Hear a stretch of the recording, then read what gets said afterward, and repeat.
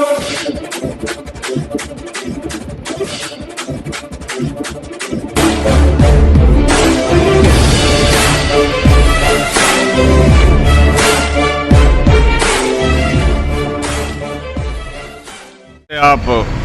Strike कर रहे हैं बॉन्ड पॉलिसी को लेकर, क्या स्थिति है बॉन्ड पॉलिसी की? सरकार के साथ आपसे बातचीत हुई है?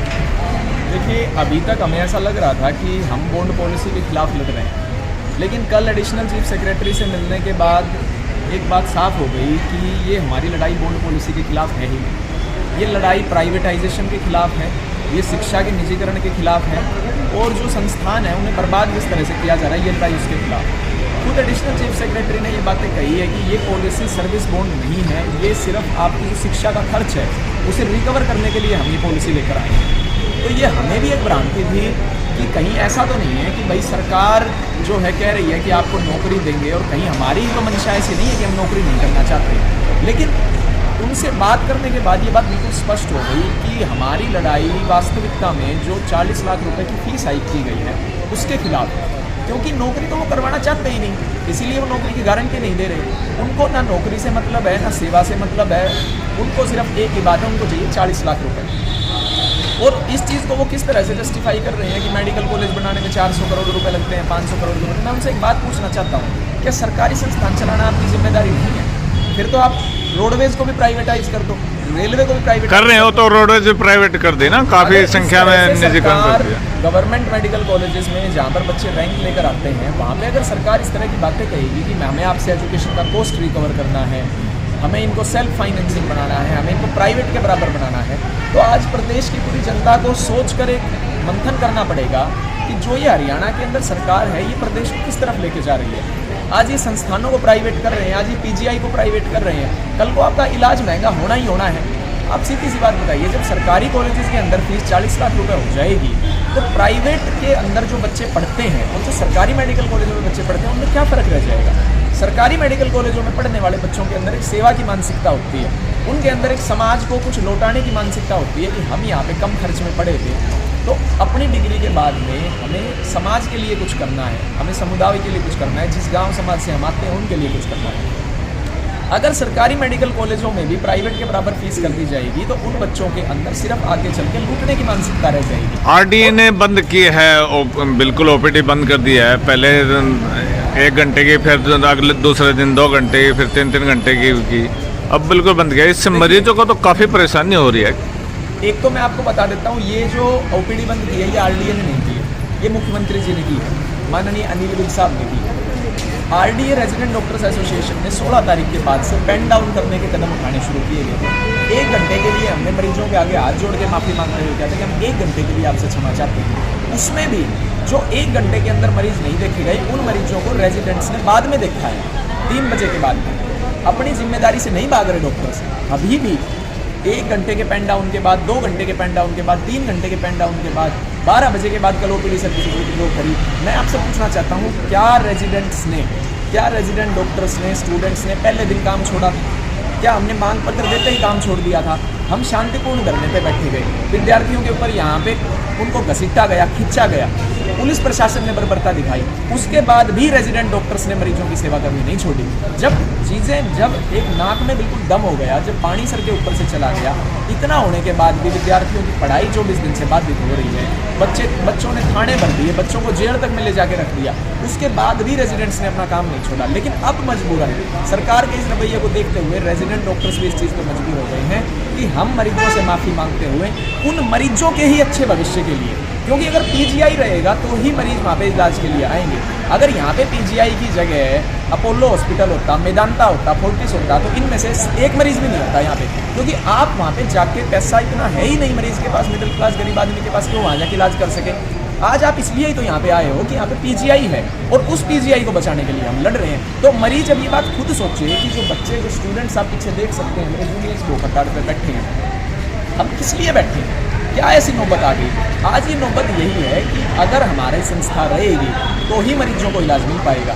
अगर पीजीआई है, अगर मेडिकल है, तो आप आ रहे हैं, अगर यहाँ पे प्राइवेट हॉस्पिटल कर तो प्राइवेट मेडिकल कॉलेज खुल जाएंगे, आप यहाँ पे नहीं आ पाएंगे। हम आपके लिए लड़ रहे हैं, जनता के लिए लड़ रहे हैं। नहीं, जो ये सरकार कह रही है कि भाई हमें संस्थान बनाने के लिए पैसा चाहिए, वो हेलीकॉप्टर सरकार कैसे खरीद रही है? वो नई नई गाड़ियाँ ले रही है, लोन दे रही है अपने विधायकों को।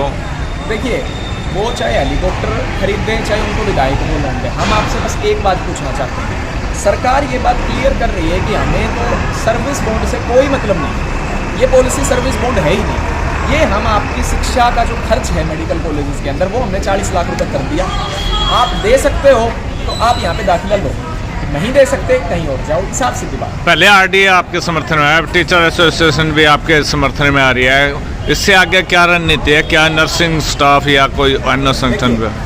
स्टूडेंट्स के बाद में रेजिडेंट डॉक्टर्स, जो कि हमारे परिवार का हिस्सा है, हमारे टीचर्स, हमारे गुरु, एक संस्थान के अंदर एक गुरु की जितनी रिस्पॉन्सिबिलिटी बनती है, उससे उतनी तो शायद स्टूडेंट की भी नहीं बनती। आज वो भी इस बात पे मजबूर हो गए हैं कि जब उनके बच्चे उनके सामने भूख हड़ताल पे बैठे हैं, जब उनकी संस्था को बेचने की तैयारी की जा रही है, जब पीजीआई को बेचने की तैयारी की जाए, तो वो कैसे बचेंगे? वो भी इसी संस्था का हिस्सा है, वो भी तो अपने आप को पीजीआई के नाम से ही जोड़ के देखते हैं। तो आने वाले समय में आप पैरामेडिकल की कह रहे हो, मैं कह रहा हूँ नॉन टीचिंग स्टाफ, स्वीपर्स, जो हमारे ग्रुप डी स्टाफ हैं, सब के सब यहाँ पे आके आपके सामने बैठ जाएंगे, क्योंकि हम सब इस संस्थान से हैं। हमें जो बनाया है इस संस्था ने बनाया है, हम यहाँ मरीजों के लिए बैठे हैं। अगर मरीजों के लिए सरकार दरवाजे बंद करेगी इस संस्था के, तो हम उनके आगे हट जाएंगे, क्योंकि वो गैर जिम्मेदाराना हो सकते हैं। यहाँ जो डॉक्टर्स हैं, जो स्टूडेंट्स हैं, हम गांव समाज से आते हैं, हमारे भी इन मरीजों जैसे परिवार हैं, हमारे माँ बाप भी कहीं जाके इलाज करवाते हैं जिला अस्पताल में, पीएचसी सीएचसी में। आपके लिए हम बैठे हैं। जो आप फिलहाल आपकी जो यूनियन है वो कर रही है, क्या दूसरी जो यूनियनें हैं स्टूडेंट की या टीचर की या एमडीओ की, कोई और समर्थन में आएंगे क्या? देखिए, प्रदेश के अंदर 4 मेडिकल कॉलेजेस हैं जो सरकारी हैं, पीजीआई, रोहतक, कानपुर, करनाल और मेवात। चारों ही कॉलेजेस के अंदर पूर्ण रूप से सभी विद्यार्थियों में हड़ताल पर हैं। नहीं, वो तो हड़ताल पे है, और अदर यूनियन है। महर्षि दयानंद यूनिवर्सिटी के छात्र संगठनों की जहाँ तक बात है, वो शुरुआत से पहले दिन से हमारे पास यहाँ पे आके छात्र संगठन बैठ रहे हैं, और वो हमारे को कह रहे हैं आप सिर्फ हमें इशारा कीजिए, लेकिन हमारा कहीं पे कार्यबद्ध करवानी हमारी इच्छा नहीं है। हम ये नहीं चाहते कि प्रदेश के अंदर कोई चक्का जाम हो, ये तो सरकार चाहती है, मजबूर कर रही है, हम किसी को क्यों कहें। लेकिन अगर वो हमारे समर्थन में कल को अपनी क्लासेस बॉयकॉट करते हैं, कल को और छात्र संगठन, कल को एमडीयू के स्टूडेंट ऑर्गेनाइजेशन ये चीज़ करते हैं, तो इसके लिए पूर्ण रूप से सरकार जिम्मेदार है। अब क्या चाहते हैं? अब सरकार क्या एक्शन ले? पहली बात तो देखिए ये है कि हम चाहते हैं सर्विस बॉन्ड, वो चाहते हैं 40 लाख। प्रदेश की जनता को के आगे एक सवाल है कि आपको डॉक्टरों की सेवा चाहिए या फिर आपको 40 लाख वाले डॉक्टर चाहिए, आप चुन लीजिए। अगर आप ये कहते हैं हमें 40 लाख वाले डॉक्टर चाहिए, प्रदेश की जनता हमें बता दे, हम कहते हैं मुख्यमंत्री जी भी ना बताए, जनता हमें आके ये बात बता दे कि या तो आपको सेवा करने वाले डॉक्टर चाहिए, सर्विस चाहिए आपको डॉक्टर्स की, या फिर आपको 40 लाख वाले डॉक्टर चाहिए। अगर आपको 40 लाख वाले डॉक्टर चाहिए, हम उठ जाएंगे, जनता हमें कह देगी हम उठ जाएंगे, मुख्यमंत्री जी के भी कहने की जरूरत नहीं है। लेकिन अगर आप ये कहेंगे हमें सेवा करने वाले डॉक्टर चाहिए, तो हम आपके लिए बैठे हैं। ऐसे कितने डॉक्टर हैं जो MBBS करके खाली बैठे हुए हैं हरियाणा में? देखिए, अभी इस समय आपको पता होगा हरियाणा के अंदर जो बेरोजगारी दर है पूरे देश में सबसे ज़्यादा है। MBBS करने के बाद में आज से 10 साल पहले, 15 साल पहले इस तरह की स्थिति होती थी कि सरकारी सेवाओं के प्रति रुझान कम था। लेकिन पिछले 5-7 साल में जिस तरह से बेरोजगारी हुई है, वो बेरोजगारी मेडिकल फील्ड के अंदर भी है।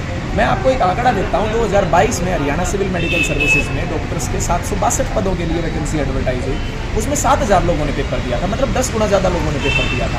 आपके सामने सीधा आंकड़ा है, आप खुद देख लीजिए बेरोजगारी कितनी।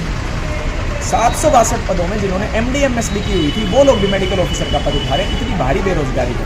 इसी वजह से सरकार को भी ये पता है वो रोजगार नहीं दे सकती, इसी वजह से वो ये कह रहे हैं कि जॉब हमारी, नौकरी देना हमारी गारंटी नहीं है, हमें तो फीस बनाने से